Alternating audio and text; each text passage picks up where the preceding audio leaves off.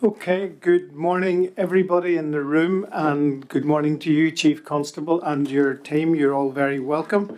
And to all of those watching online, thank you for tuning in, if that's the right word. Members have a range of items to discuss, and as always, I will keep my opening remarks brief, and I know that you will too, Chief Constable. I'm going to open on a positive note, and that is one of a congratulatory format. And could I congratulate you, Assistant Chief Constable Chris Todd, on your appointment as Humberside's Chief Constable. You've made a significant contribution to policing in Northern Ireland during your service, including as your role as temporary Deputy Chief Constable in seeing the service recover through the data breach. So thank you for that. I have absolutely no doubt that you will excel yourself in this new, very high-ranking leadership role, Chris, and we all do wish you every success. So good luck. Chief Constable, we have also had discussions regarding the appointment of a new ACC, and we will confirm that shortly as well. Could I also, at this point, congratulate all of those who were recognised in the recent Problem Solving Awards, and the board was very pleased to support those awards, and I know there have been other award ceremonies recently around Northern Ireland, and of course tonight the Federation will host their Bravery Awards, and it's great to see so much positive work being very well recognised across the police service.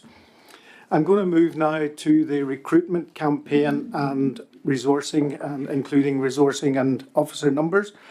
Since we last met, the final figures for recruitment were published, and of course now as we move to the next stage, which is the important bit in terms of who makes it through to appointment, you will recall there was much discussion around vetting, and hopefully you will comment on that later on in the day.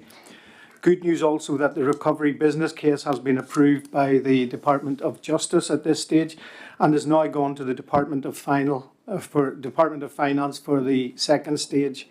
So as we approach the beginning of the new financial year, we trust that the necessary approvals come through, and you have, as you have outlined in your report and in the current picture, we'll see that then.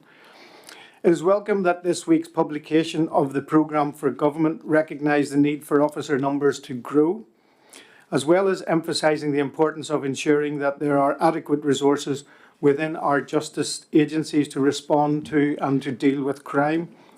This includes seeking to achieve a sufficient number of police officers in line with NDNA New Decade New Approach commitments.